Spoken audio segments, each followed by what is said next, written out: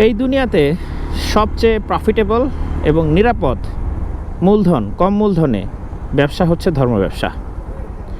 ধর্ম ব্যবসাটা এত পরিমাণ প্রফিটেবল এবং এত পরিমাণ নিরাপদ এবং এত পরিমাণ মূলধনহীন, আপনি জাস্ট খালি একটা ভয় তৈরি করবেন, জাস্ট একটা ভয়। ওই ভয়টা তৈরি করার সাথে সাথে এই ব্যবসাটা এত দ্রুত স্প্রেড করা শুরু করবে, আপনি কল্পনাও করতে পারবেন না। যেমন ধরেন,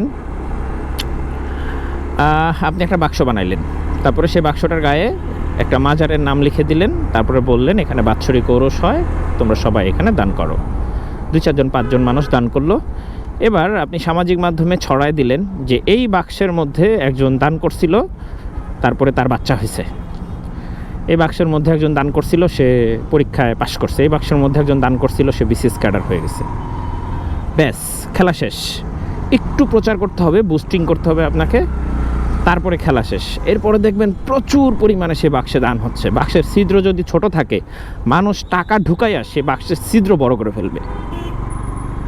জাস্ট খালি আপনাকে একটু ভয় দেখাইতে হবে। যেমন ধরেন, আপনি ভয় তৈরি করলেন, বললেন যে এই বাক্স নিয়ে যারা ছেলে খেলা করছে, যারা টাকা দান করতে দেরি করছে, তাদের উপরে আল্লাহ নারাজ হয়েছে এবং তারা পরীক্ষায় ফেল করছে। ব্যাস, খেলা শেষ। এই বাক্সের বিরুদ্ধে যে কেউ দাঁড়াবে, এই লোকটাও আপনি আর খুঁজে পাবেন না। প্রথম তো আপনি তৈরি করলেন হচ্ছে একটা অপরচুনিটি দেখাইলেন যে বাক্সে টাকা দিলে এই ঘটনা। এরপরে আপনি একটা ভয় তৈরি করে ফেললেন যে বাক্স নিয়ে যদি তোমরা বাজে কথা বলো, টাকা দান না করো এবং বাক্স নিয়ে যদি তোমরা প্রশ্ন তুলো, তাহলে কিন্তু এই যে দেখো, তুমি কিন্তু ফেল করে ফেলবা। ব্যাস, খেলা শেষ। ভয়ের ব্যবসা, ধর্ম ব্যবসা। সো ধর্ম ব্যবসা, ভয়ের ব্যবসা কথা বলতে বলতে একটু বকা দিয়ে নিই যারা এরকম ডাবল লাইন করছে।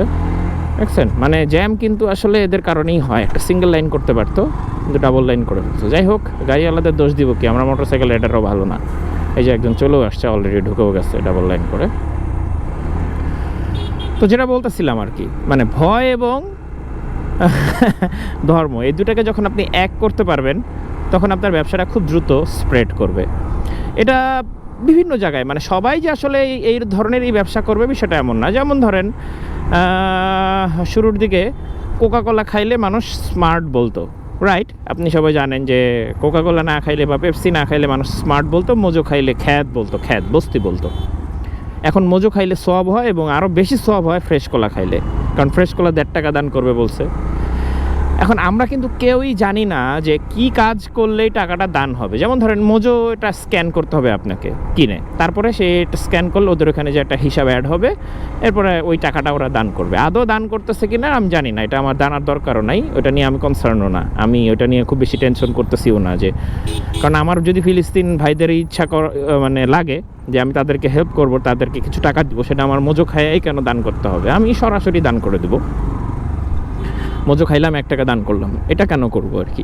আর দ্বিতীয়ত, যে কোনো ধরনের ড্রিঙ্কস, সেটা আপনি কোল্ড ড্রিঙ্কস বলেন বা ইলেকট্রোলাইট ড্রিঙ্কস বলেন, এই ধরনের ড্রিঙ্কস তো স্বাস্থ্যের জন্য ক্ষতিকর। তো যাই হোক, ওইটা আমাদের বিষয় না। আমাদের বিষয় হচ্ছে ধর্ম ব্যবসাটা আর কি।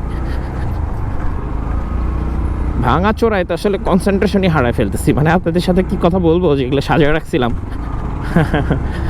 যাই হোক, ধর্ম ব্যবসা দেখলে আমি সাধারণত বিরত থাকার চেষ্টা করি। আমার মেজাজটা প্রচুর পরিমাণে খারাপ হয় যে ভাই, দুনিয়াতে আর সব কিছু আছে, তুমি ধর্মটাকে কেন ইউজ করতেছো আর কি।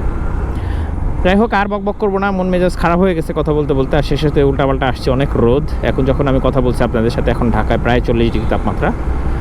তো দেখা হবে নতুন কোনো জায়গায় থেকে। সে পর্যন্ত ভালো থাকবেন, সুস্থ থাকবেন। Tata, good bye.